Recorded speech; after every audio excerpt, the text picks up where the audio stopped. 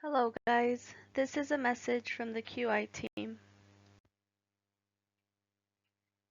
MDAlly provides on-demand telehealth services to help patients access non-emergency medical care quickly and efficiently. This week's QI tip is telehealth call types and what to do when the call is escalated back to 911 and requires a call for service. Here is an in-depth description of what makes a patient ineligible for telehealth. MDAlly does not service patients 12 months or less.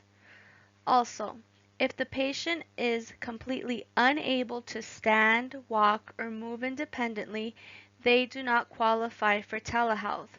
However, if they experience difficulty ambulating but can still do so successfully, they may be eligible for telehealth as long as they do not meet any other disqualifying criteria.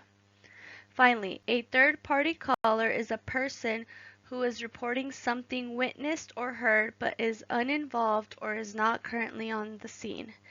These are the three disqualifying factors for telehealth. For a 911 call to be eligible for telehealth, the following criteria must be met. The caller needs to be within Golder Ranch, Northwest Fire, Tucson Fire jurisdiction. The patient must be over 12 months old. Children under 18 years require a guardian to be present.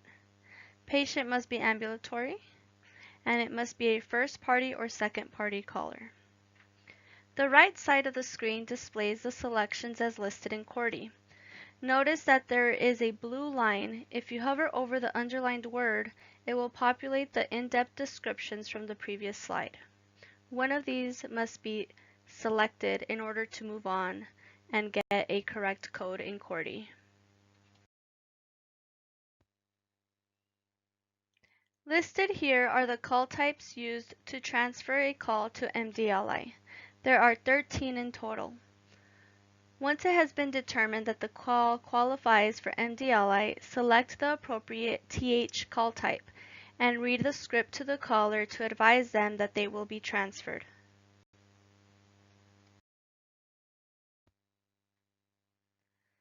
Now let's say that the caller has been transferred over to MDAlly and they deem that the patient needs EMS to respond out. MDAlly would send us an alert in the MDAlly app notifying us to enter a call for service. When a caller is referred to EMS after telehealth, this does not mean that the original call taker did something incorrectly. EMS referrals is a continuation of the patient's journey through one of the available care pathways. When the call is turned over by MDAlly, open the original incident and change the call type to the corresponding non-TH code to enter a call for service. It is crucial to reactivate the original incident and update the call type. Do not create a new incident. The next crucial step is to enter the TA code, also known as the re-escalation codes, in the call remarks, which is provided by the MDAlly app when the call has been referred. It is not to be confused with the TH call types, which have been covered in this slide. On the next slide, we will cover the TA codes and what they mean. Here are the TA codes, or also known as the re-escalation codes, that are to be entered in the call remarks. The codes are to be entered in the call remarks as they are used for documentation and tracking to identify patterns as to why these calls are being re-escalated.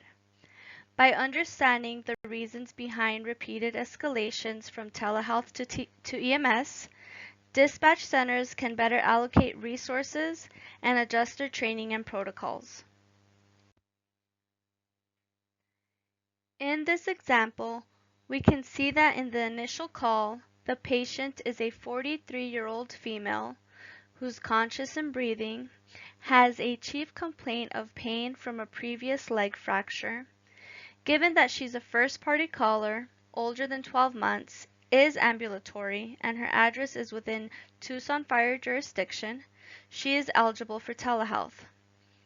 The patient is then transferred to MDAlly at 17:08, and at 17:18 the EMS referral and the re-escalation code is received from MDAlly.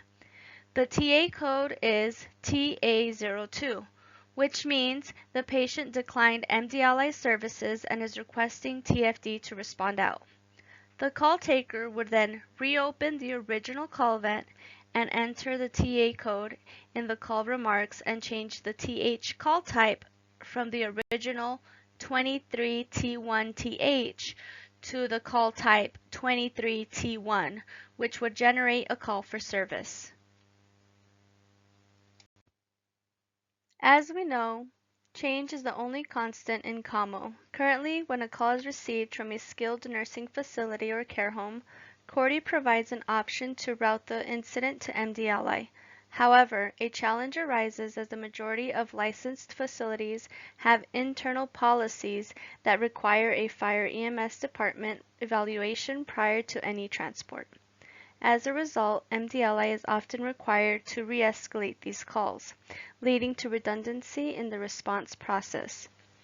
To address this issue, beginning April 21st, our technology team will add the ineligibility option for care facilities in Cordy. It will show as ineligible care facility.